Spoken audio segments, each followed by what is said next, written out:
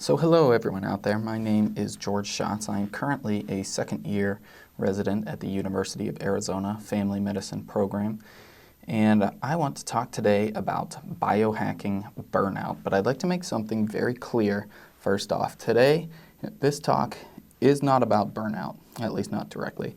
It's not even a talk on resident wellness. This is a talk on resident effectiveness. And what I hope you get out of this talk are some really useful, specific techniques that are easy to implement into your hectic schedule to make you a more effective physician. I want you to be sharper, calmer, more adaptable, better able to handle stress, overall just a better and more productive doctor. This lecture is actually the culmination of the last 6 months of my life. And my deep dive really into the primary literature on all these topics that we're going to go over today. In June 2016, right at the end of my intern year, right as I was about to move on to second year, right at that end, right at that zenith, that everyone reaches for throughout intern year, thinking that second year is going to be so much better. But I was teetering, and I was on that edge of burnout. And just so happened that my first rotation of second year was an inpatient rotation. 14-hour days, 6 days a week. We've all been there, but this was my 6th such month in a row, and that just kicked me right over the edge, and I burned out. And I thought to myself, something has to change. And I thought about quitting, because really that's the only way to lessen the stressors, to change the job that we're under, the stress that we're under, is to leave. And then I discovered this concept of biohacking. The central premise of which is to make your body and mind as resilient as possible, better able to handle stress, and really just plain better. So instead of removing the stress around me, the stress that I was under, instead of quitting residency, I decided to hack my physiology to make myself better able to handle that stress as it continually came. And I adapted what I learned to the life of the resident so that you can adopt some of these tips and tricks that much easier and become the best doctor that you can be, the best you that you can be. So that's what we're going to talk about today. First off, we'll talk about biohacking and we'll give a definition. No, I didn't make it up. And we'll also touch on then nutrition, sleep, mind, body, movement, exercise, as well as supplements. So just a quick disclaimer, most of these slides today are my own, but some are used that are copyright of HeartMath 2014, but they are used in accordance with Fair Use Guidelines from the Copyright Act of 1917. So let's get into biohacking. So what is biohacking? It originated in Silicon Valley in the tech industry, which is an extremely stressful environment to work in. It was actually, in some cultures, some corporations have this culture that is designed that way very purposefully to maximize productivity. They have an 80-hour plus work week. They are on call 24/7. I've heard recounts of people getting emails in the middle of the night and then texts following those emails, waking them up, asking why they never responded to the email. So that sort of pressure to always be reachable is kind of familiar. I don't know.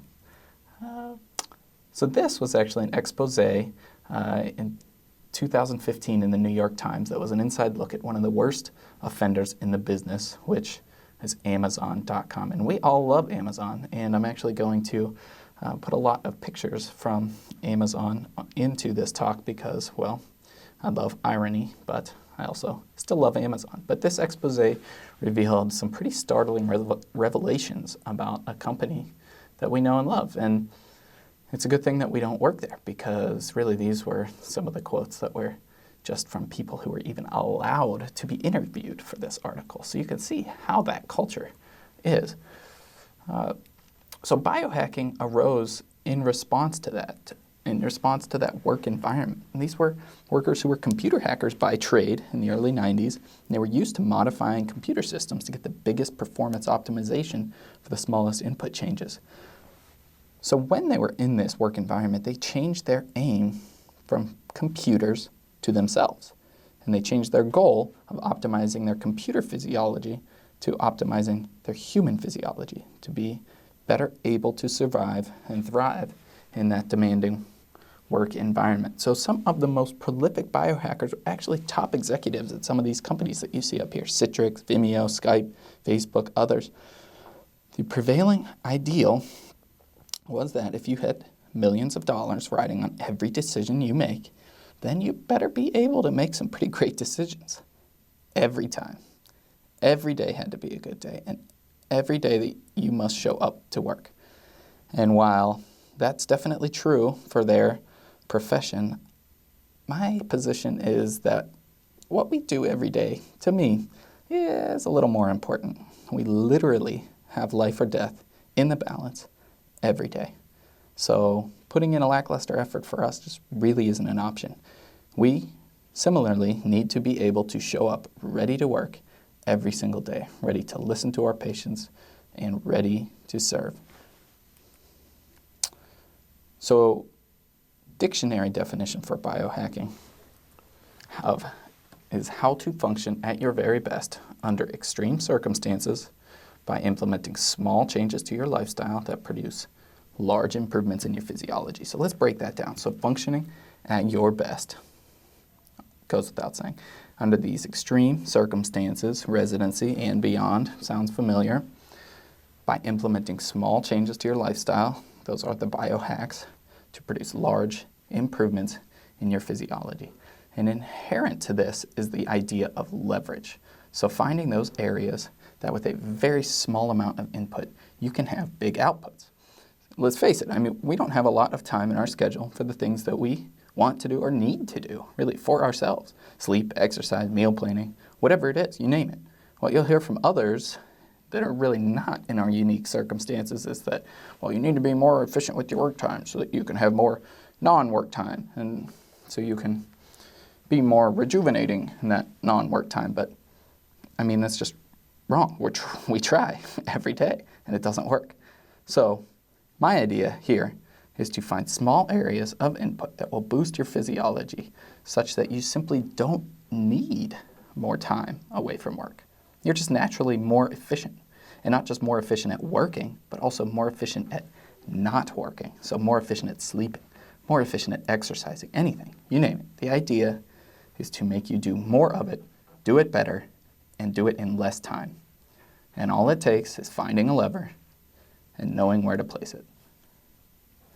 So this is the burnout definition as according to Maslow et al. So it's a sustained response to chronic emotional and interpersonal stressors on the job, and it is characterized by these three emotional points. So emotional exhaustion is number one, feeling overextended and depleted. Depersonalization and cynicism are number two, feeling detached or callous towards certain job aspects. Or three is inefficacy, just feeling that sense of lack of accomplishment and even incompetence.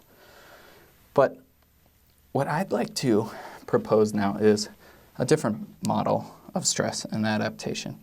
So this is the bullseye model of stress, and I was turned on to this by an ER doctor in my fourth year of medical school as I was getting ready for intern year. And he told me, so imagine being an ant on this bullseye at an Olympic archery match, and naturally there are very few arrows hitting that green area, substantially more in the yellow area, and many arrows hitting that red area. The arrows in your life will be your daily stressors. So when you're in that green zone, you have very few stressors, and you really don't evolve. You don't adapt. You don't learn. You stagnate. You need stressors to survive, to adapt, to evolve and thrive. But if those daily stressors come so fast in that red zone, there's really no time to adapt, and very quickly, burnout is the result. But there is indeed a happy medium where the amount of stress and the level of adaptation or learning reaches a healthy equilibrium. And you can also imagine this as a bell curve if you'd like. So I just want you guys to stop and think right now, where are you on this bullseye? Are you in the red zone? Is life that tough? How are you handling that? Green zone? Hanging out? Resting? Recuperating? Are you getting stuff done? Or are you in the yellow zone? Are you in the zone, Life seems pretty good? When I first heard of this model for stressors, I was pretty terrified. I was terrified of that red zone. I was in fourth year of med school, and intern year was looming, and I wasn't sure what I was going to do when the arrows really started flying. I knew that there were going to be times when I was going to be in that red zone. 8 inpatient blocks that next year. 5 of them were going to be off service. So what was I going to do then? And I wasn't really sure. And now I'm in my second year. And though this concept stuck with me throughout my intern year, I still to this day don't like it. The central idea of it being that you are a will-less observer in the happenings of your life, that you just simply can't change the things that happen to you, those arrows, so you're doomed to suffer or stagnate if you're not in the yellow range, I just don't like it. It just does not sit well with me, and it never did. And I realized that I had to have at least some hope that I could change my situation no matter what the circumstances were or where I would be. And one day it really hit me that in life there really is something that you can change. And I realized it's not the arrows. It's actually the ultimate goal of biohacking. And I mean, it makes sense, right? I mean, obviously, sometimes, what could be perceived as the plus stress up there could, to one person, would only be single plus stress to another. And we see that all the time. I mean, there's people around us who just seem to breeze through life no matter what. And then there's those who make everyone else feel better about themselves because of, under the same stressors, the massive, colossal train wreck that they are. And unfortunately, we see that every day. So what we can actually do is we can change, not the arrows, because those always continually fly at us, but what we can change is our arrow, which with the end goal of making us stronger, healthier, and happier, and better able to function. So I'd also like to propose one last definition of biohacking, and I'd like to maybe change the way that we think about burnout, if only for the next 60 minutes or 45 minutes. I want to propose that burnout is a disease. We are very good in Western medicine of finding those cellular targets and treating them, naming diseases and eliminating them. We are not so good at cultivating environments of healing and wholeness and wellness, and for now, let's just be okay with that, at least in this context. We're not very good at generalities. What we need is a specific target, and that target is your mitochondria. So targeting mitochondria has actually been a central tenet of the anti-aging literature for decades, and this came about due to studies in the early 30s on calorie restriction, which were actually shown to improve lifespan as well as decreasing markers of aging in a murine model. And this has subsequently been validated in like tens, if not hundreds of studies.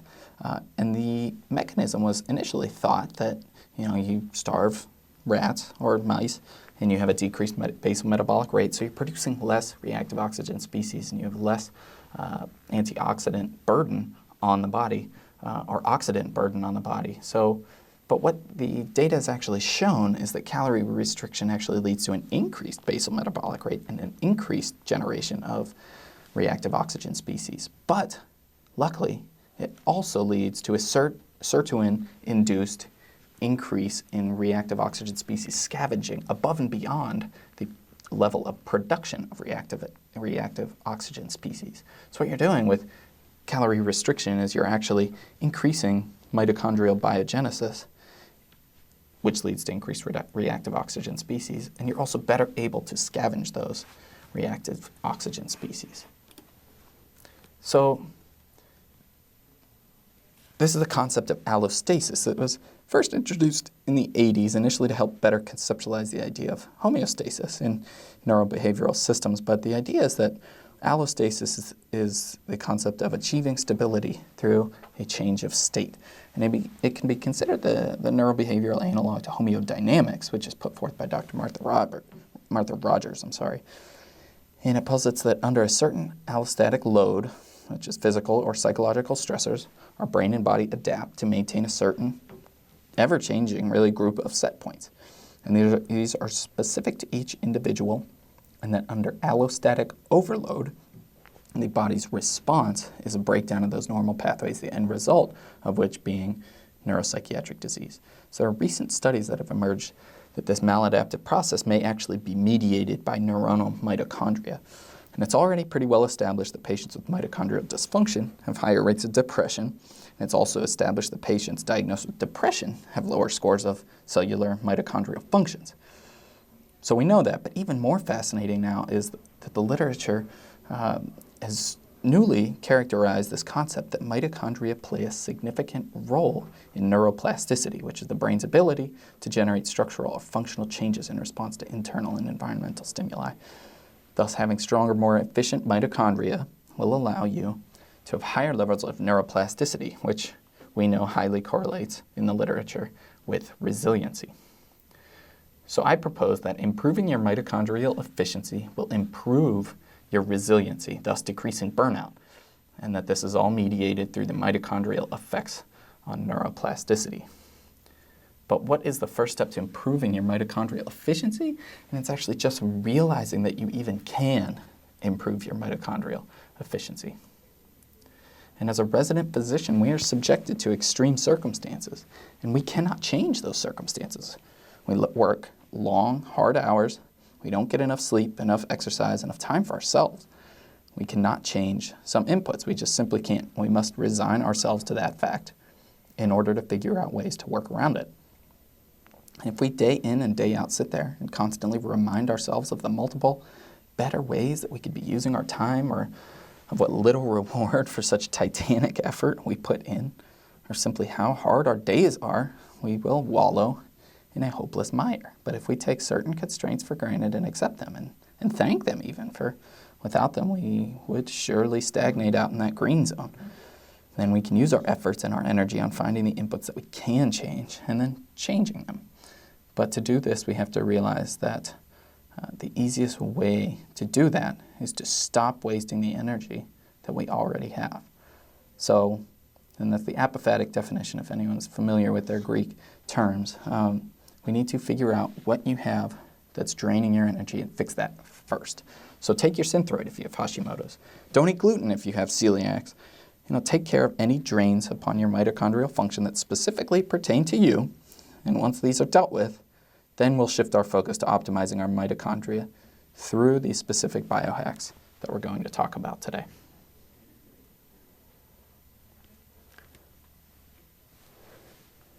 So the first topic I'd like to talk about is hacking nutrition, because what we put into our bodies on a daily basis is one of the most important factors in our overall level of performance. It may be the most important factor.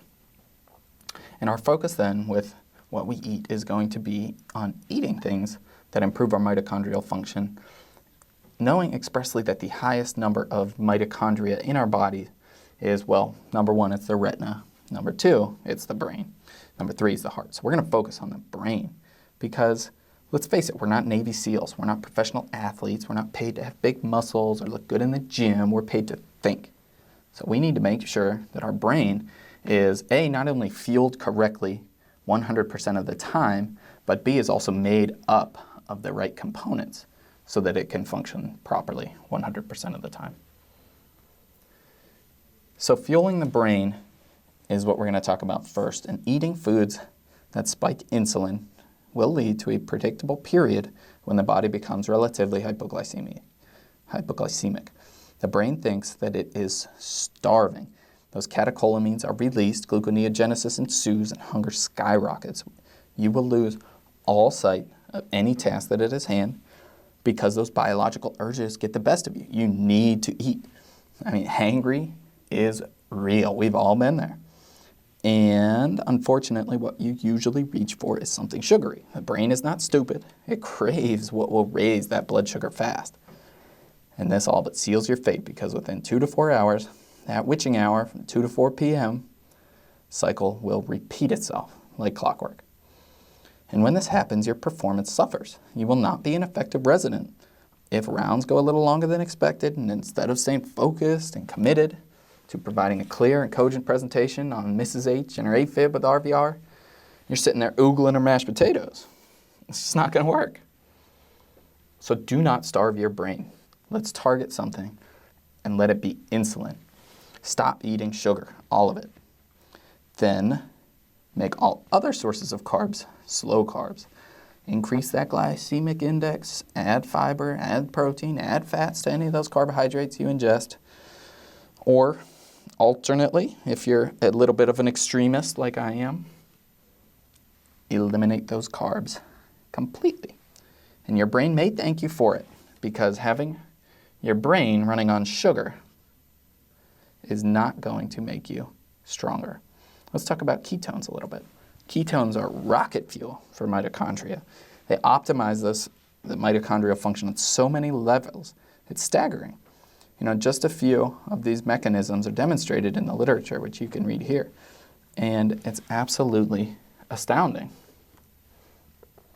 According to Drs. Cahill and Veach, the principal ketone in our blood, beta-hydroxybutyrate, is not just a fuel, but a superfuel, more efficiently producing ATP than glucose or fatty acid. And ketones have also been shown in numerous RCTs to improve cognitive function in those with mild to moderate cognitive impairment. Here are 3 of those such studies, the first being an intervention group randomized to low versus high carb diets, which showed pretty good improvement actually. The data was pretty convincing. The second study here was simply 1 premixed shake per day, which is pretty significant that you can actually get measurable ketone levels just changing 1 meal of the day with an MCT versus an olive oil shake. But this third study I'd really like to highlight, and this intervention had a control group and then an intervention group that only added MCT oils to their diet. They did not change any other factors of their diet, which you can read as carbohydrate percentage. They did not change what they ate, and even the control group was not even a low-carb diet. These were normal people eating a normal standard diet. It was on the healthy side, so it's not like a standard American diet, but the intervention group had MCT oil with their diet. The other group did not, and they had ketone levels that correlated with their cognitive enhancement, meaning higher the ketones, the better that their brains functioned. And this circumnavigates the biggest drawback of ketogenic diets, which is the need for incredibly low levels of carbohydrate. Ketogenic diets can be incredibly powerful, but really for all but the most committed, they can be pretty hard to comply with. So because of this concept of MCT diet is extremely alluring to those who are seeking out the benefits of nutritional ketosis. Read that. Cognitive improvement, but may find it difficult to stick to the required carbohydrate restriction. So MTTs are metabolized as rapidly as glucose, but you get twice that energy density like we spoke of, but you get 0 insulin response. So let's talk a little bit more about MCTs. Chemically, MCTs are all fatty acids that are between a carbon length of C6 and C12, but we have to be careful because biochemically only MCTs between the length of C6 and C10 are really of metabolic benefit. C12, which is lauric acid, is metabolized with all other long-chain fatty acids, which means, if we go back to our slide here, that you have your MCTs, you have your long-chain fatty acids going through chylomicrons out into the peripheral circulation, and then eventually they're filtered by the liver and used. But MCTs here go straight into the liver through the portal vein and are very quickly converted to acyl-CoA, and then to beta-hydroxybutyrate using much fewer metabolic steps, which means you get a much more profound effect faster. So speaking of lauric acid, so this is actually metabolized with all other long-chain fatty acids. It's bound in those chylomicrons and slowly processed by the liver. But MCTs C6 through C10 are not micellized. They actually are the ones that are diffused directly into, through the enterocytes and into the portal vein and shuttled to the liver. And so 1 ounce of MCT oil ingested in studies reveals an increase in the ketone levels to about 2.5 to 3.0, depending on how you check it. And anything above 0.8 millimolar in the blood is nutritional ketosis. And a quick note on C6 is that it has a horrible taste and GI side effects, so it's really not utilized in practicality because it's just not that helpful. So MCT oil is distilled from coconut oil and sometimes palm oil. So if you'd like to stick plain coconut oil to supply some MCTs, for all the other health benefits of coconut oil, I'd highly recommend it, but it really doesn't provide that much of a ketotic or a ketogenic effect. Coconut oil it's touted in the literature or in really the lay press as being very high in MCTs, but unfortunately, really only about 10 to 15% of that MCT in coconut oil is C8 through C10.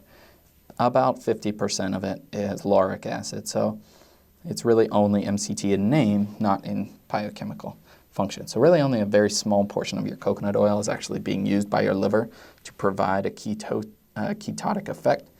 So you'd have to eat about 10 tablespoons of coconut oil to achieve the same results as 1 tablespoon of MCT oil.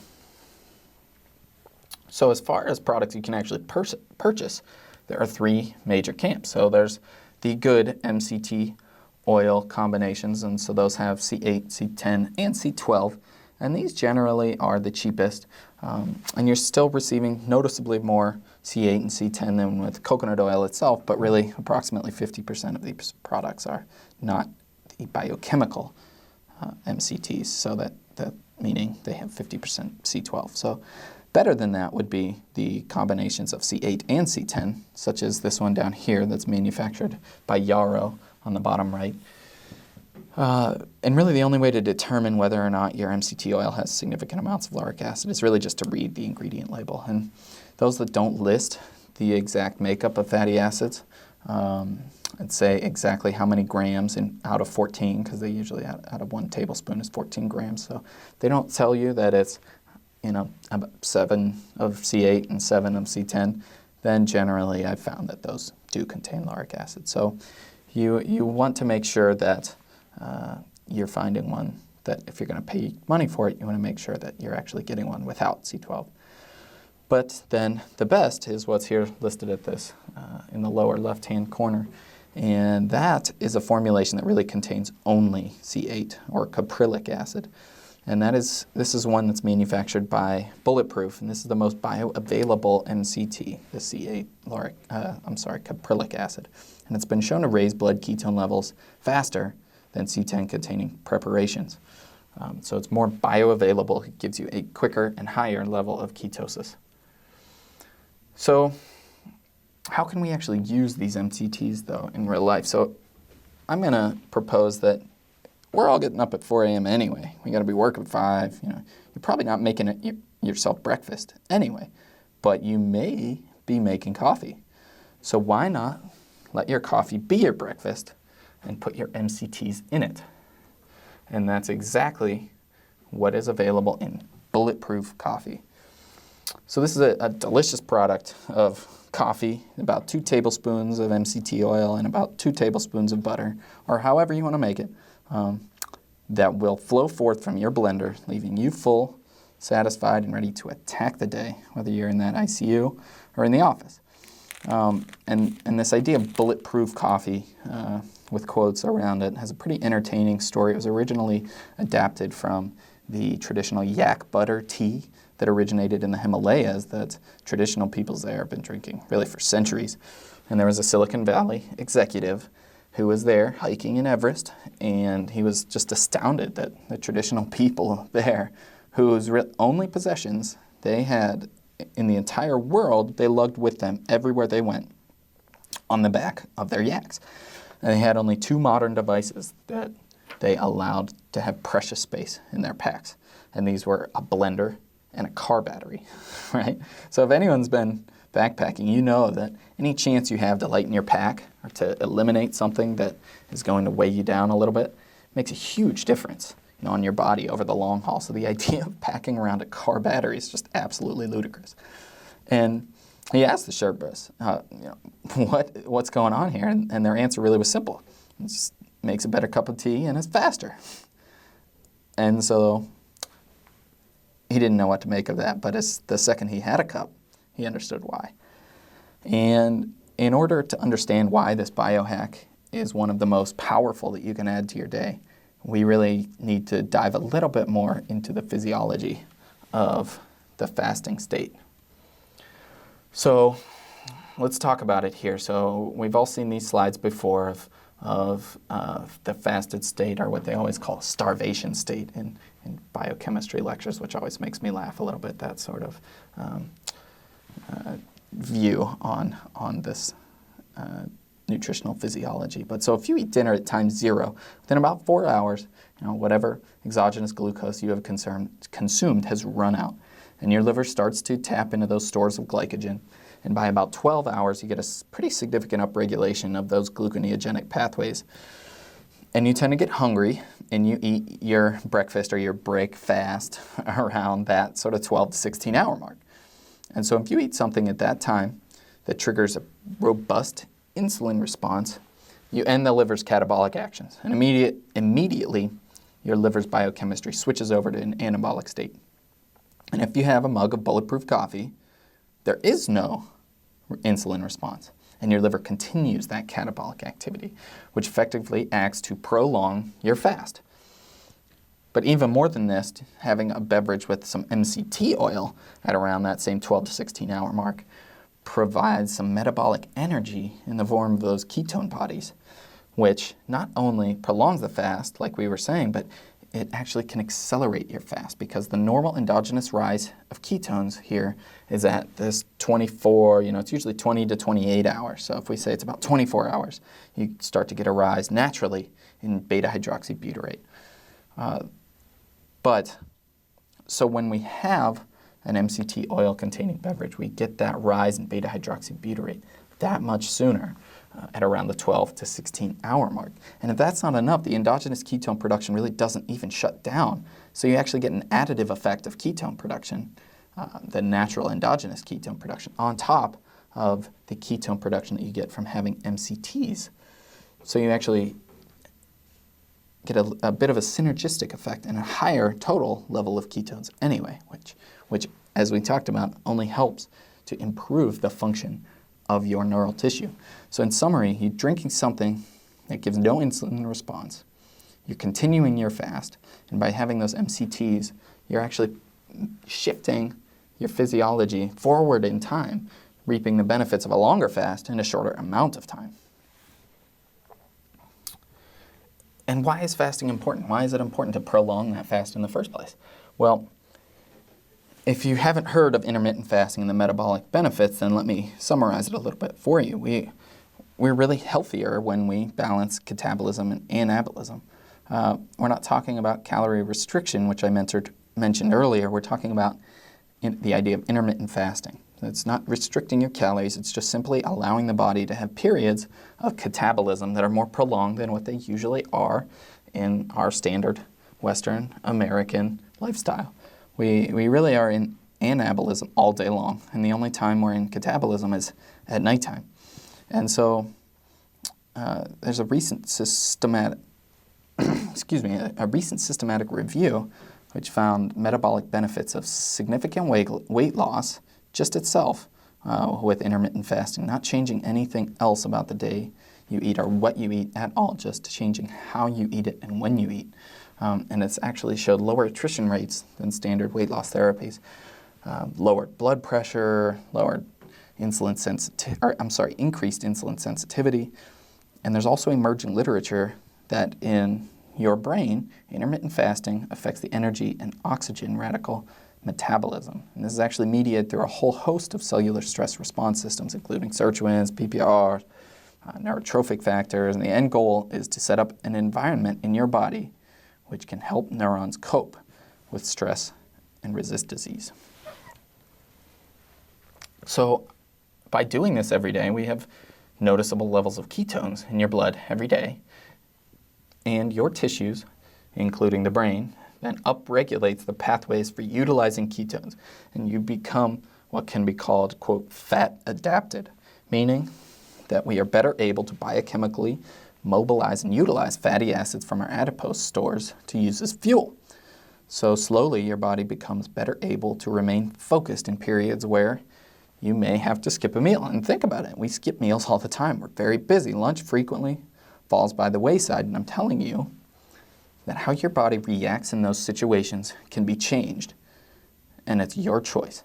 You can either remain in that carb crash cycle and let your performance suffer in these situations, or you can start today to begin to shift your physiology so that you never even pause to remember that you skipped lunch in the first place.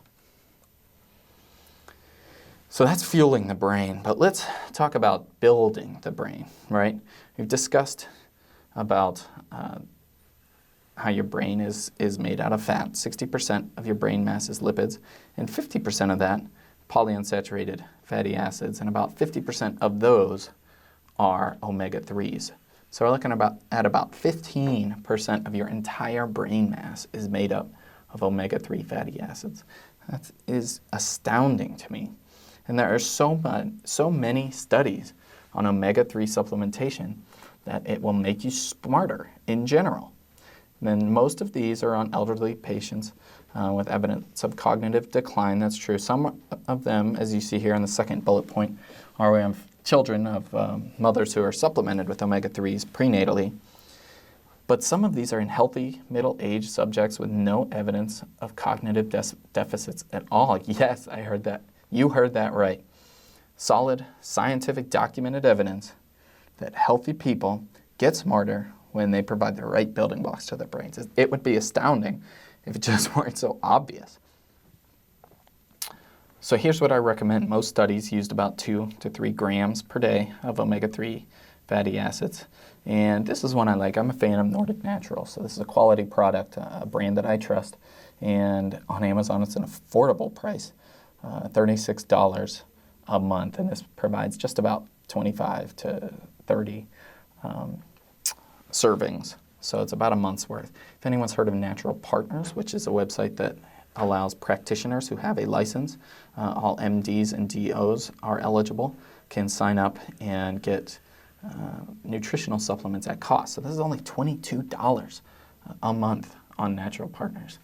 That's astounding to me. So let's talk about sleep next, because I can't think of anything just as, or even possibly more important than nutrition to improving your physiology than improving your sleep. So we're in a profession where we just simply do not get enough time to sleep. If you only have 4 hours to sleep, then you better make those 4 hours the best sleep of your entire life. When your head hits that pillow, you better be out cold. And when you wake up, you better be ready for action. So in order to hack our sleep, we have to know a little bit about how it works. And to start, let's just talk about the 2 drives for sleep. There's the homeostatic sleep drive and the circadian sleep drive. The homeostatic sleep drive is dependent upon the duration of time without sleep.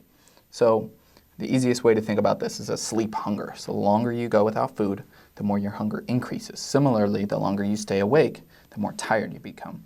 The second drive, we're a little more familiar with, the circadian sleep drive or sleep cycle. And this is regulated by light exposure to our eyes and mediated through melatonin. So as we are forced to stay awake longer, we're forced to ignore that homeostatic sleep load, which you can see here on the top is represented by these downward pointing arrows. So as you stay awake, your sleep load increases, that homeostatic sleep drive increases, and you get to a certain point and you fall asleep, and then it decreases exponentially. So when we are working, we're forced to stay awake longer and ignoring that homeostatic sleep load here. We have to continue to stay awake, and our homeostatic sleep load will grow and grow. And this causes minute alterations in our circadian rhythms, making it so that when you want to go to bed, you're not really able to. And this is, we've all been jet lagged before. This is exactly the same sort of physiology as in jet lag. So our goal with hacking sleep is, because we're changing our homeostatic sleep load that's happening. There's nothing we can do about it. We need to make sure that the change in the homeostatic sleep load does not alter our circadian rhythms, so that when you want to go to sleep, you can do so with little to no sleep latency or little to no changes in the overall sleep architecture, making your sleep more efficient. So How do we not alter our circadian rhythm, though? And that's the key. And this actually lies not in changing the amount of light we get, but changing the kind of light we get. So for nearly 100 years, it's been known that the mammalian circadian rhythm was dependent on light exposure. And it was always believed that the intensity of light change, from sun up to sundown, was that stimulus that entrained the circadian rhythm. But this was a study in 2015 that really was a landmark study that revealed that, yes, the intensity is important, but even more important actually is the wavelength or hue or color of the light. And its conclusions were that blue to red light ratio is a more reliable indicator of dawn-dusk than intensity of light. It's fascinating stuff. So the idea is that, the last study was more of a theoretical discussion, and there's plenty of good data that looks at the effect of light exposure on sleep quality. But this study, and these two studies really looked at not the intensity of the light, but the quality of the light, or the wavelength of the light. So this first study here looks at red light exposure immediately prior to sleep for about 14 days, and the subjects reported lower levels of daytime sleepiness on the Pittsburgh Sleep Scale, as well as increased serum melatonin levels. And it also was in Chinese female basketball players, so there was a possible non-statistically significant increase in physical performance in the intervention group. And then conversely, the second study looked at blue light exposure for an hour after waking, which was found to increase the rate of melatonin rise, as well as decreasing overall 24-hour cortisol levels, which is basically a surrogate marker for more time being spent in delta, theta, or REM sleep as well. So what can we do with this data? Here's something that's easy, cheap, quick, $15 on Amazon, and you instantly have both your red light for nighttime charting before you go to bed, and then that blue light as soon as you wake up. You could turn it on while you're getting ready for the day, and it can help to prime that melatonin release so that the following day you sleep better. So this is actually my workstation at home. You see with one of those lights up against the ceiling, and funny enough, my wife calls this the submarine when I'm in there charting at night before going to bed. And this is also a blue-hued light that you can use. It's a little on the expensive side, but it does provide enough lux as well as the correct wavelength that you can use during the day. And I highlight this product only because it was used in this study here, which is a fascinating study that is very applicable to us. It's looked at healthy subjects in an emergency room setting for 3 nights on and 2 nights off. So the intervention group underwent intermittent bright light pulses during night shifts for a total of 75 and 120 minutes per night shift. And then they wore dark sunglasses when they were outside after their shift. They slept in dark bedrooms with blackout curtains after their night shift. And then on days off, they got some outdoor light exposure upon awakening. The controls got nothing. No lights, no sunglasses, dim lights in bed. They weren't really counseled either way in regards to going outside, and the results were strong. The melatonin peak was actually changed by approximately 4 hours in the control group, in the intervention group, whereas the control group did not change at all. This means that the intervention group was better able to shift their circadian sleep phase to match their homeostatic load, something that is extremely desirable during shift work. Changing your circadian phase is one thing, but being a better worker, though, is something totally different, and this study showed just that. The subjects in the intervention group performed better on a nighttime reaction test. And this powerfully shows that small changes in your sleep routine can really lead to measurable changes in performance, that the things we can do around sleep, or centered around sleep, are additive. So keeping this in mind, that small changes are additive, there really are an endless array of evidence-based tricks for improving sleep efficiency. From establishing a routine of laying out clothing in the morning, if you're somebody that lays down and puts your head on the pillow and worries about the day and runs through your list of things to do, that's not the time to do that. Get that out of the way beforehand so that when you lay down, you put your head on the pillow, you can immediately pass off into alpha sleep and subsequently deeper sleep levels. Other things like decreasing your core body temperature has been found to be helpful. Brainwave entrainment, which this is a nice 8-week study on healthy subjects that looked at brainwave entrainment prior to sleep and found significantly improved subjective sleep scores. Acupressure mats. This is a systematic review that found simply lying on a mat for 10 to 20 minutes prior to bed can significantly improve your sleep quality. And really anything you can do to foster increased melatonin production during the day and not hamper its release at night, which is key, will help you to sleep better. We know that nocturnal exposure to bright light immediately and acutely suppresses melatonin secretion. And all of these biohacks here are aimed at the proper rise of melatonin levels in the bloodstream at the appropriate time. So blackout curtains, eye masks, you're decreasing the overall number of photons of those blue blocking glasses that may make you look like a nerd, but they will help you to sleep better by keeping out those wavelengths that shut down the melatonin release most effectively.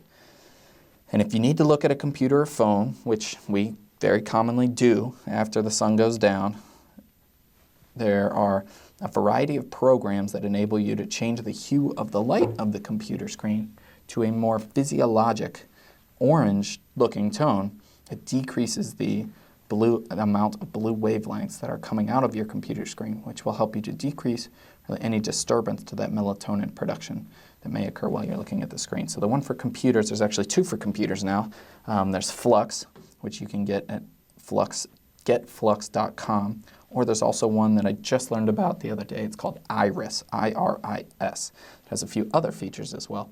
And this is very similar to the night shift that's on iOS, that if you swipe up from the bottom screen, similar to changing the brightness of your iOS device, you can, right above that, will be something that says night shift, on or off. And if you touch that, if it's not on already, you need to turn that on because that will significantly improve your sleep instantly. Even if you just look once at your phone to set your alarm that night for the next day, you will be shutting down your melatonin production, and this can greatly improve that. But make sure that you go actually into the settings and adjust it a little bit, because you can, the default setting is not as orange as it can get, so it's actually, you can get a little boosted effect of it if you go back into the settings and adjust that. Just an insider tip there. So also, there's technology available that can analyze your sleep cycle for you and help you to establish trends that over time may help you to hone your routine.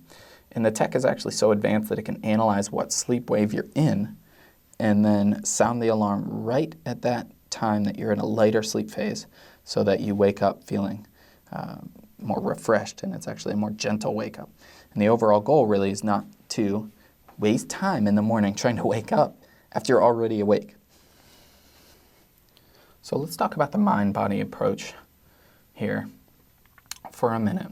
We know that mindfulness training literally integrates the mind. It literally grows neurons that link differentiated parts of the brain. So better integration actually leads to improvements in the regulation of all of these elements of our psyche that you see here. So meditation is simple. It's beautiful. It works. I highly recommend that everyone involve some sort of meditation practice in their life and to stick with it, because it can honestly be transformative. But with that being said, if you're new to meditation or you simply don't have time to make room for meditation, then biofeedback is a wonderful tool that you can use to gain control of your autonomic nervous system in a much smaller amount of time. So biofeedback is the use of technology to make unconscious processes, such as your autonomic nervous system, aware to the conscious mind. And it could be as simple as a sound alerting you that your palms are sweaty, like here, this galvanic skin response. Or it could be a device that sits on your belt, measures your respiratory rate, dings your smartphone when you're breathing too rapid and shallow. Or it could be an EEG machine that people actually can sit and try to control their brainwaves. Really, the idea is just to become consciously aware of your overall parasympathetic and sympathetic tones, so that in stressful situations, when you are out in the field, you can mitigate that fight or flight response because you know exactly how your mind and how your body is going to react, so that in similar situations, you can train at home, and then when you're out in similar situations, you can encourage a calm, logical thinking. And this technology has, well, the technology that has the most data by far on usefulness and efficacy is HeartMath. And in my opinion, this is the cheapest, easiest, best validated, and really gives you the biggest bang for your buck technology. It's a small sensor, and it actually clips onto your ear, which is interesting in its own right. And it measures your heart rate, and it actually calculates the variability of your heart rate, which is HRV. And it increases with inspiration, it decreases with expiration, which, I mean, we all remember, maybe some of us vaguely, that sort of physiology behind the neonatal heart rate monitoring that we use on obstetrical wards. And minimal variability, 2 to 5, correlates with a higher level of fetal distress, whereas moderate, 6 to 25 beats of variability correlates with a much less stressed uterine environment. And as it turns out, HRV really is not some sort of neonatal physiology or primitive reflex, but it correlates very well with overall stress levels in adults. And it can be tracked in real time and consciously altered to help change patterns of behavior. So this here is a gentleman who's wearing a Holter monitor, and him and his wife are in a car. He and his wife are in a car, and his wife said something that sort of initiated a bit of a discussion, if you will. And they really start to get into it, and his heart rate goes up into the 120s, 140s, and stays there. And wow, this argument lasts for 20 minutes. Wow, that's difficult.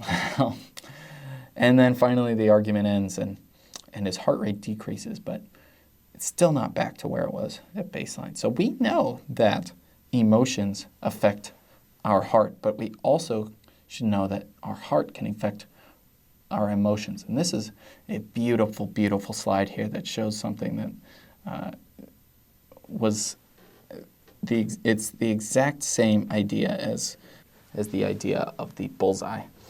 And so here you have at the beginning, an increased challenge level or stress level.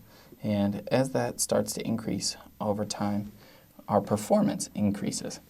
And so you can see this red line is someone who gets to a sort of a period of maximum efficiency where, the challenge level is increasing, but their performance doesn't really increase in proportion. And then eventually you get to this part where you start to fall off the curve, and where the challenge increases and your production actually decreases in response to that increase in challenge. So the idea of HeartMath is to practice this at home so that out in the field you can function on this blue curve rather than on this red curve. So under the same amount of challenge, you can produce better results. And so the core concept behind measuring your heart rate variability is deeply rooted in a lot of basic physiological responses. And there's this idea of the respiratory sinus arrhythmia, where inspiration leads to that decrease in thoracic pressure, increasing venous return to the right side of the heart.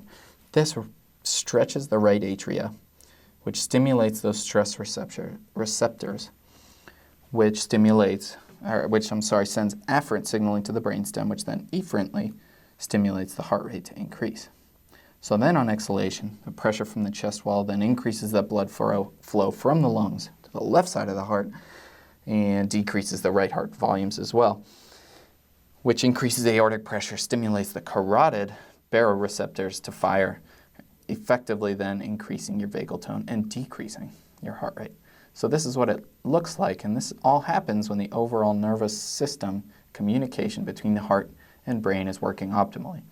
And when the heart rate is graphed over time, you see this sinusoidal pattern, something that heart rate, the company has deemed as coherence. So this is the state in which the sympathetic and parasympathetic nervous systems are balanced, and it's a state that's found in the literature to promote optimal performance and build emotional resilience. Incoherence then has been shown to correlate with impaired performance, which then, of course, will amplify your energy drain. And the level of coherence is a strong independent predictor of all-cause mortality. And it's actually an important indicator of psychological resiliency and the ability to handle stress. And I've just gotten actually word that some risk assessment agencies are beginning to use heart rate variability assessments as part of their portfolios. And I doubt it'll be long now until some insurance companies start to include it as part of their biometric screenings.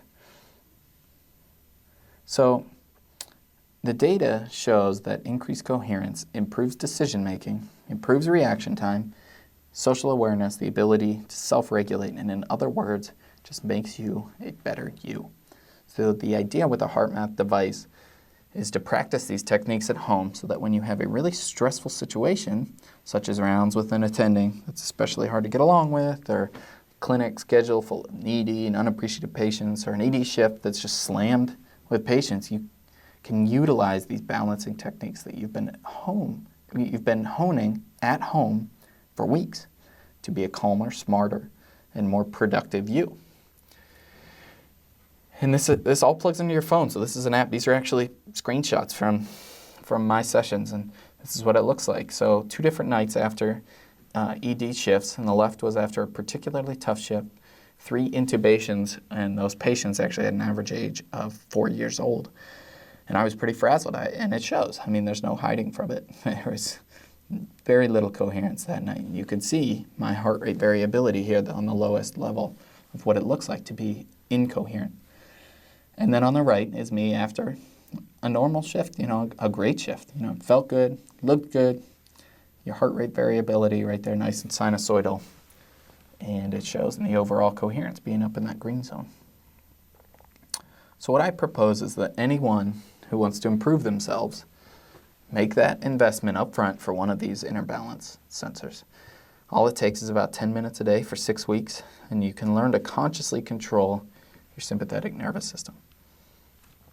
So now I want to talk a little bit about movement, and I want to separate movement from exercise because I think we blur these lines way too much, and I want to make a very strong distinction now between movement and exercise. And first, I'd like to talk about movement.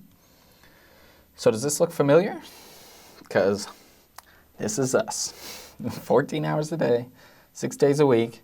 Sure, you might get up, see a patient or two every now and then, but I mean, we're in the era of the EMR, and we're tethered to those workstations. And I hate that term, workstation. It's ridiculous.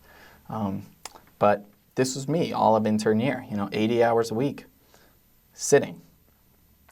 And I mean, this is what we tell our patients, right? 150 minutes a week, 30 minutes, 5 days a week. So then on my days off, I'd be out there cramming in those 150 minutes of that moderate intensity exercise all into one day. And honestly, it would not be moderate. But then it would be right back to those 23 hours a day, if you count sleep, of this. And so, ladies and gentlemen, sitting is the new smoking, and we are not immune to the effects. One day we'll look back at these people, or how we look back at these guys now. So I know that we just don't have time to work out, and that's okay. But it turns out that exercise isn't all that helpful if the rest of your day is spent sitting. So first, sedentary behavior is correlated with premature mortality, CVD risk, cancer, diabetes, obesity, depression. Not moving will kill you. That much we know. That's validated in the literature. But moving for 1 hour will decrease this effect. All you have to do is replace 1 hour of that sedentary time with light to moderate or vigorous activity even. So light to moderate will decrease your mortality by 18%, 42% if you change that 1 hour of sedentary time to vigorous activity. That's insane. Can I just stop and let that sink in for a minute? 42%? If we run a little bit I can't stress that enough. And I want to make sure that this is very clear as well. Not sitting is actually worse than sitting the entire day and just adding in some exercise. So swapping that sedentary time with light to moderate activity actually produce more favorable metabolic changes to the subjects than just adding some vigorous activity onto the pre-existing sedentary behavior. So let me just introduce you to the concept of NEAT, which stands for non-exercise activity thermogenesis. And this is a topic used in the exercise physiology literature, which helps to quantify the amount of caloric expenditure that people use on a daily basis by doing their routine daily activities. So basically, it's just the amount of activity that one performs in total minus activity performed for exercise, sleep, or eating. So walking to the car, carrying groceries to the door, taking the stairs at work, all of these contribute to the total amount of NEAT, which is actually measured in calories. So as you can see here, some professions actually burn a lot more calories than others, just merely by doing routine activities that are required by their job.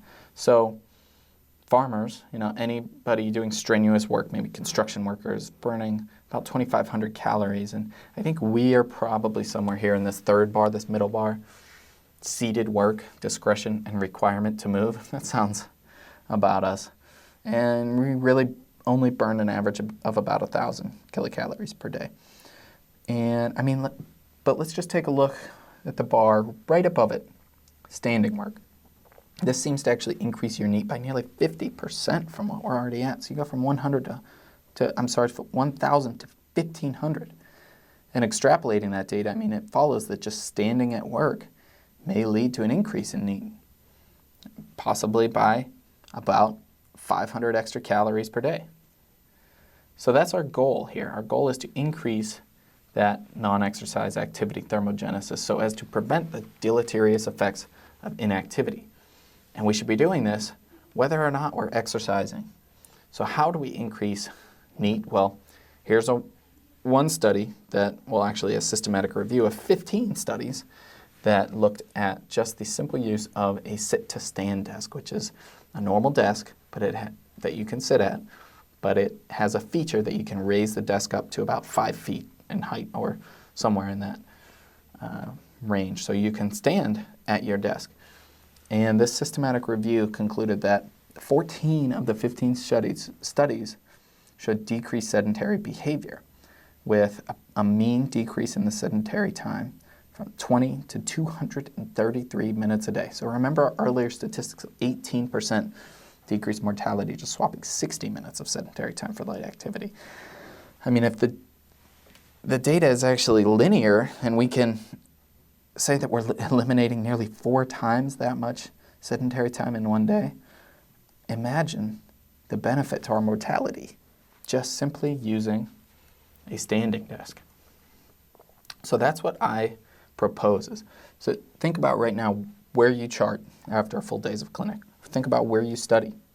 Think about what your body is doing most of the day. And think about what it isn't doing. Right now, where are you? Are you sitting? Feel how your body is holding itself as you read these words. I want it to become painfully obvious to you that as you sit right now, your glutes are overextended a little bit. Your iliopsoas is a little foreshortened, contracted. Your abs, lower back, probably disengaged. And the results of that being that forward translocation of your shoulders, that increased cervical lordosis.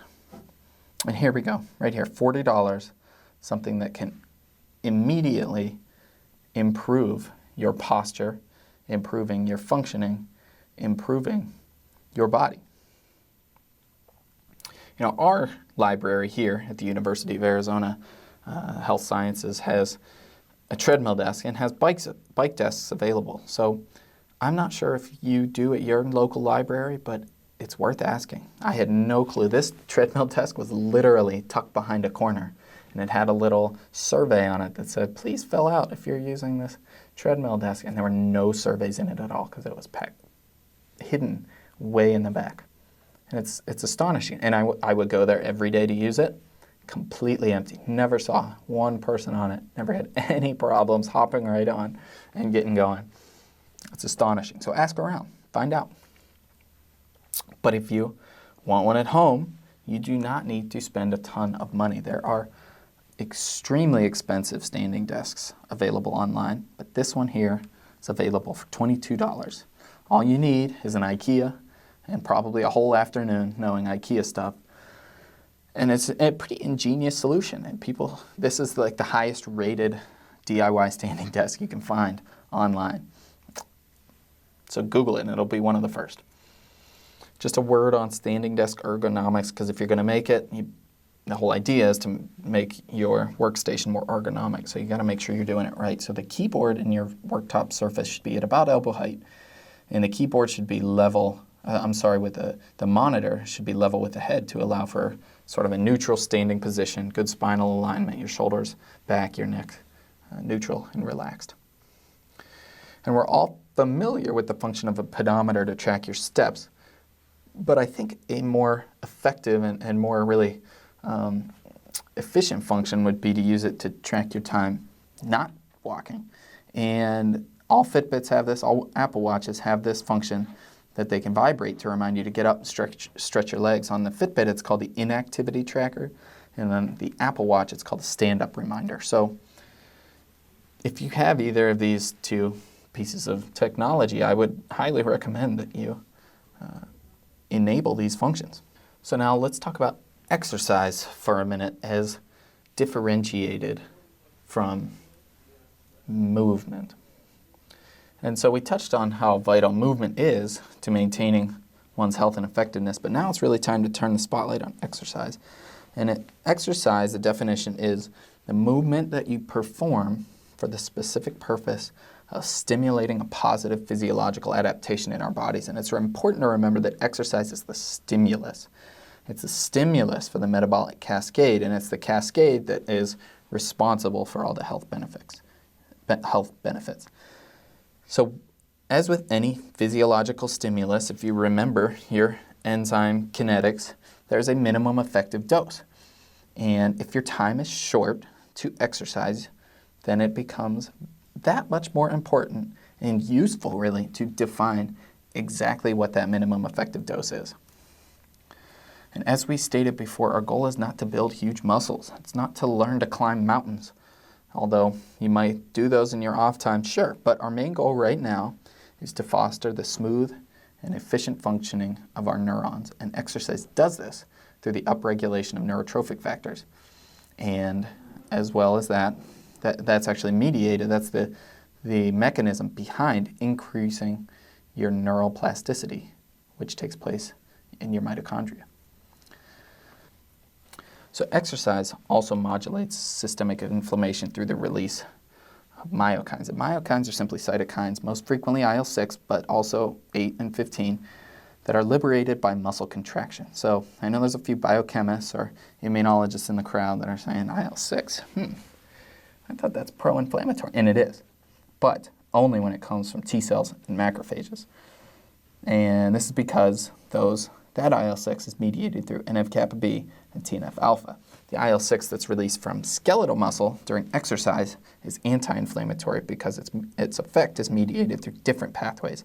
And long-term, actually, release of IL-6 from muscle is because you get a really high blood level or serum level after exercise, and then it comes down. So that sort of brief, intermittent high level in the blood can actually lead to a long-term downregulation of the IL-6 receptors, which are used by the macrophage-derived IL-6 to increase inflammation. So you downregulate your inflammatory response from normal IL-6, but you also get an anti-inflammatory response from skeletal muscle IL-6. And the other benefits of exercise are just gaining muscle. I said that we're not looking for huge muscles, and we're not looking to be able to deadlift a small car, but muscle is metabolically active, and having more muscle tissue will amplify this metabolic effect. So we are, in some sense, looking for at least a little bit of increased muscle tissue. And it's important to note that for every pound of lean muscle that you put onto your body, you get an increase in the basal metabolic rate of about 2 to 5%, and an increase in glucose metabolism by 23% over a period of 3 months, which is astounding. You also can increase your insulin sensitivity, which is actually mediated by the intramuscular glycogen stores, which are drained out through brief, intermittent, high-intensity exercise. So our goal here with hacking exercise is to build more mitochondria and more muscle and to make them both more efficient, all within a span of time that is prohibitively short, as is the life of the resident. So how do we do that? Well, let's look for clues from the literature. And this is a study that I really want to highlight. It's a small randomized trial, but it has been replicated many times, and this is one of the initial tests that looked at the effects of short-term interval training on muscle metabolism and performance. There were only 8 controls, and there's only 8 intervention subjects, but the controls just stuck to their own prior exercise routines and moderate jogging or biking routines, and the 8 subjects performed only 30-second bursts of all-out cycling, and then they had 4 minutes of recovery time, and this was just 3 times a week for 2 weeks. So just 30. One 30-second burst 3 times a week for 2 whole weeks. So the primary outcome was endurance capacity, which is time to all-out failure. And in the intervention group, it increased on average from 26 minutes to 51 minutes, whereas the control group showed no change in sprint time at all. So the most important aspect of this study is not the effects on their sprint time, but was actually the intervention group's exercise time in the 2 weeks, just 6 sessions, and it was just 15 minutes total. Not 15 minutes per session, 15 minutes total over the 2 weeks of all-out 30-second bursts, improved and nearly doubled their sprint times. And also they did some cellular testing and all to increase their muscle oxidative potential. So there is a mechanism here that is just way too worthwhile not to be adapted to the lifestyle of a resident when we just do not have much time available to us to exercise. This is a way to get those benefits of exercise in the small amount of time that we have available. So this is a book. It's called Body by Science, and it is a research-based program for strength training, bodybuilding, and complete fitness in 12 minutes a week. And it is written by Doug McGuff, an MD. He's a practicing ER physician, a self-proclaimed exercise geek, and I mean, if there's a title more applicable, to our goals, then I'd love to hear it. But this book is just a treasure trove of information on exercise physiology, RCTs on strength training, and it culminates in a workout that provides all of the benefits that we're looking for in only 12 minutes a week. So this workout is called the Big Five, and it's named for the 5 exercises that it comprises. But the workout does not promise results based so much on what you're doing, but as how you're doing it. So let's talk about how you're doing these exercises. So first, it's this idea of the super slow concept, which has actually been looked at in many literature studies, and it's been shown to nearly double the muscle gains in the exact same time as opposed to regular sort of workout conditions. And the idea is that you use 10 seconds on your push phase or your up and 10 seconds down. The next is the intensity of your exercise, which should be in an effort to fatigue the muscle to the point of muscle failure. You should be going to positive failure every time you're doing these exercises. And once your muscles fail, you move on to the next of the 5 exercises. Your repetitions now are not counted, but rather you're measuring the time under your load, which actually gives you a much more accurate metric of muscle fatigue. And the goal is to use a load that's approximately 75% of your 1 rep max, but you can titrate that up and down because ideally you want to produce that positive muscle failure at approximately 90 seconds. This is the sort of golden window where you tire sequentially all of your muscle fibers, your 1 fibers, and then your 2A, 2B, and your 3 fibers. So you start and you fatigue your slow twitch fibers by 30 seconds, and then you move on to some of your fast glycolytic, and then those are done by, say, 60 seconds, and then the last 30 seconds you're fatiguing your fast oxidative muscle fibers. And the most enticing component of this such workout is its frequency, or really infrequency. It's only needing to be repeated every 7 days. And you actually have better, and at least the studies show better and more pronounced effects if you give yourself that adequate time for muscle recovery. So when you're doing these exercises properly, your muscles are actually so fatigued that more frequent training actually dampens the effects or can even lead to overtraining related injury. And with our schedule, this is so applicable to our schedules. I mean, we have ACGME guidelines where we can only have 1 day off within 7. So if you only have time to exercise on that 7th day of the week, bingo, it's perfect. You don't need to exercise any more frequently, as long as you're getting the movement in that we talked about earlier. So you don't have to chastise yourself for not exercising 3 times a week, as long as you can make that 1 time per week count. And it can very well be thought of as making up in intensity for what we've lost in duration. So the Big 5 exercises themselves were selected for their ability to target a broad range of muscle groups.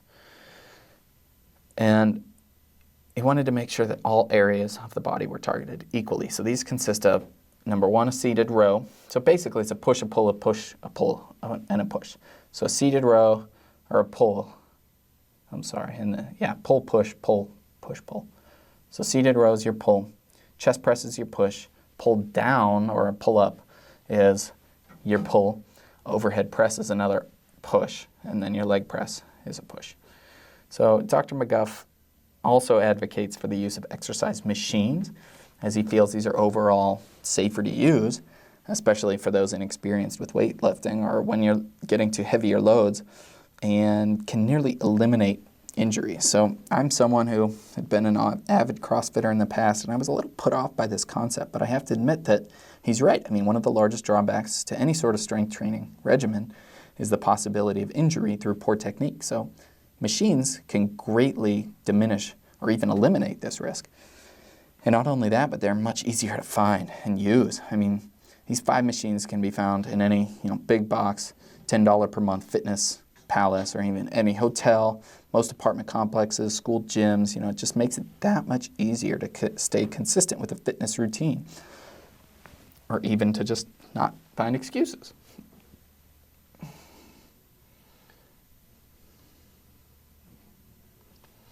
So lastly, I'm going to talk about herbs and supplements. And what we're doing here is we're going to talk about vitamin D, because that's really the most beneficial.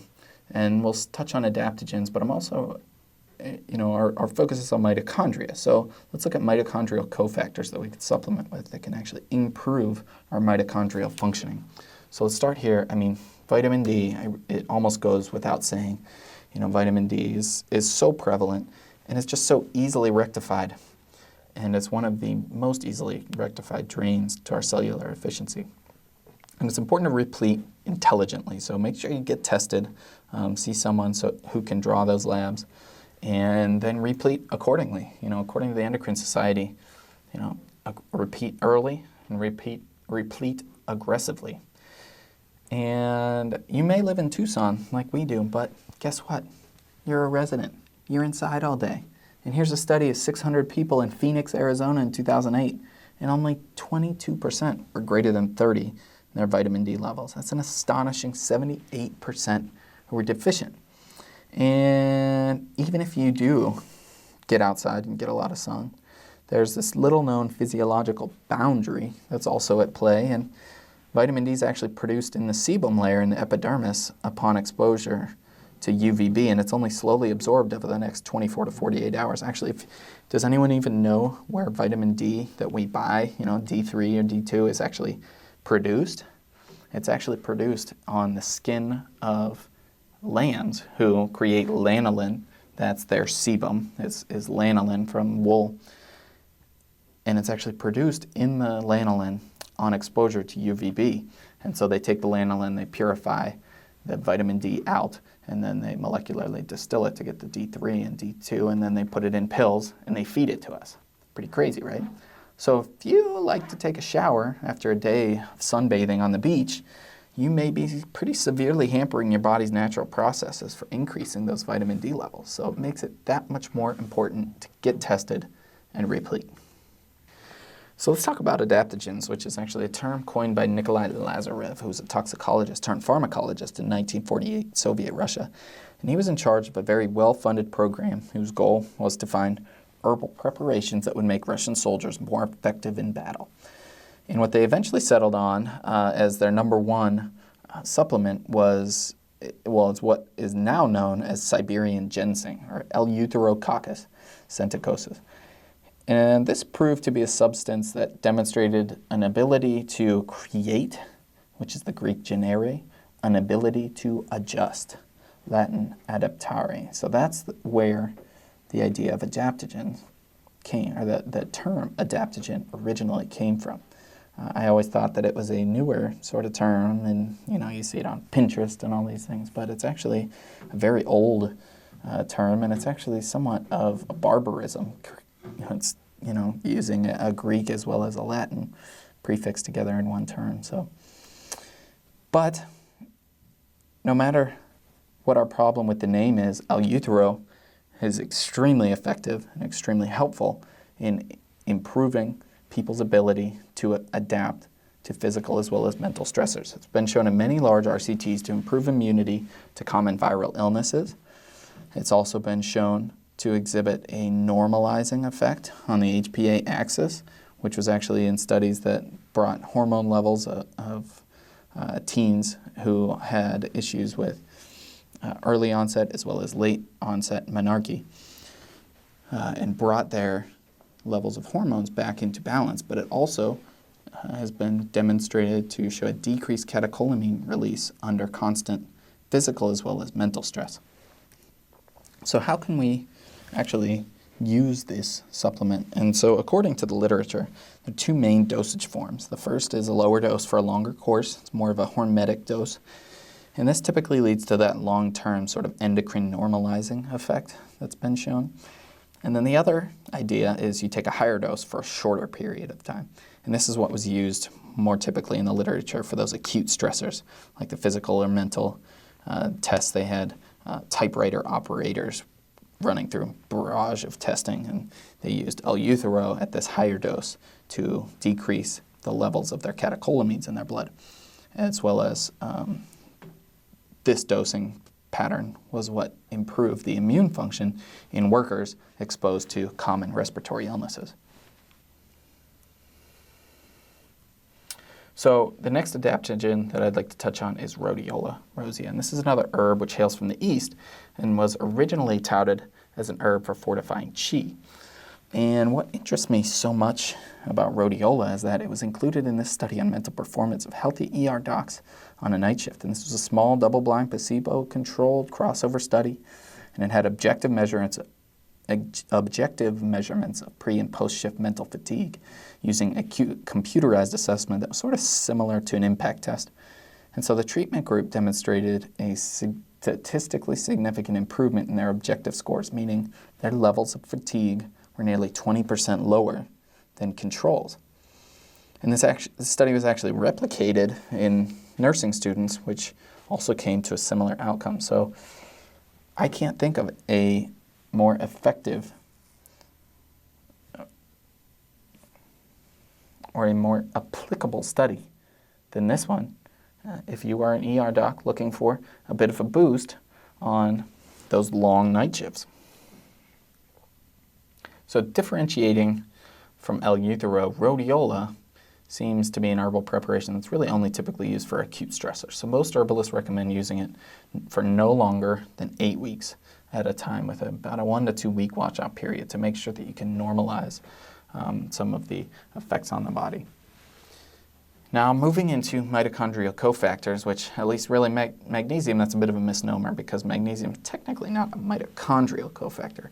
It's really an ATP cofactor because every molecule of ATP is actually bound to a molecule of magnesium. So a magnesium deficiency really greatly hampers that mitochondrial ability to regenerate your ATP.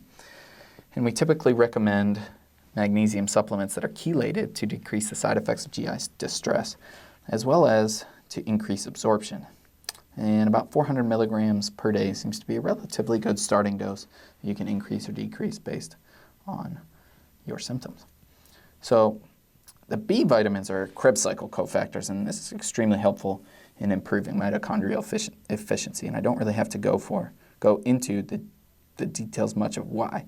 And this really accounts for that clinical phenomenon we see of profoundly increasing a malnourished patient's hunger when you're administering a multivitamin, because that ATP production pathway becomes revved up, and thus, the body responds with a greatly increased need for caloric energy. Thus, hunger skyrockets. So keep in mind, though, that about 60% of the population has genetic polymorphisms in the MTHFR gene, and about 40% of those are homozygous. So this really makes it significantly harder to convert that commonly used folic acid or cyanocobalamin for B12 into the active forms of folate and B12. So the way around this is to use a B vitamin supplement that already contains those active forms. So for B12, that's methylcobalamin. For folate, that's 5-methylene tetrahydrofolate, which is 5-MTHF. Or for B6, it's pyridoxal 5-phosphate, also known as P5P. So CoQ10, as everyone remembers, is also a mitochondrial cofactor. It's actually part of complex 3 here in the electron transport chain, which is ubiquinol cytochrome C oxidoreductase.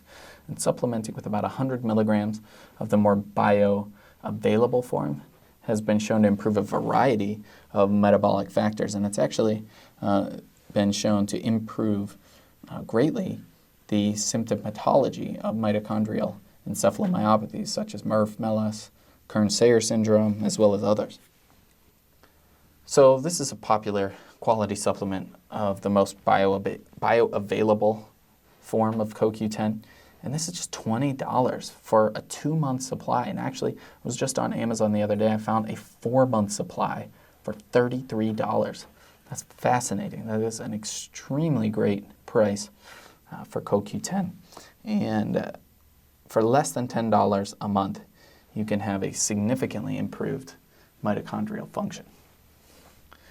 So also, this is another mitochondrial cofactor. This is pyrroloquinoline or PQQ, and it's another mitochondrial antioxidant, and it's been demonstrated actually to have the ability to stimulate mitochondrial biogenesis, de novo production of mitochondria, in addition to its regular effects of protecting those mitochondria from oxidative damage.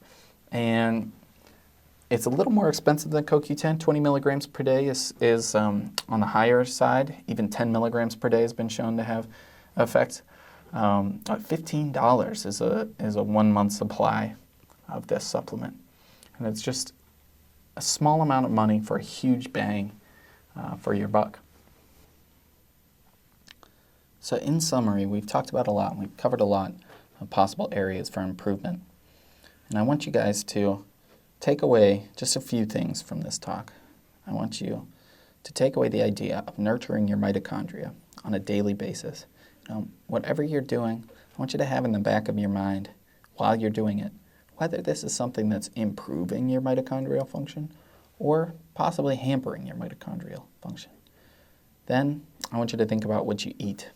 And I want you to find a way to eat more fat, less sugar, and think about your brain and the way it feels, and try it. See how you feel. Get some MCT oil. See how you feel. I guarantee you will notice an improvement. And then focus on your sleep. It's an ancient philosophy of yin and yang, with improving the yin, the decrease, the downslope. If you improve the times that you are sleeping your yin, you will improve the times that you are awake and working, which is the yang. And then meditate. Absolutely. And if you can't or don't want to, then use HeartMath. Buy an inner balance sensor, increase your heart rate variability. Then quit sitting. Stop sitting. Whenever you're sitting, I want it to feel bad to you. I want you to feel like uncomfortable when you're sitting. I want you to get up every chance you have, every opportunity. You know that you're improving your mortality when you are standing, when you are moving. And then I want you to exercise weekly and exercise hard. And then lastly, if you desire, if this is something that brings you joy like it does to me, to test out different supplements and to test how your body feels when you optimize certain vitamins and minerals and cofactors, then take some of the advice that I've given you in the last few slides and target your supplementation towards your mitochondria. This has been a talk on biohacking burnout. My name is George Schatz. Thank you for listening.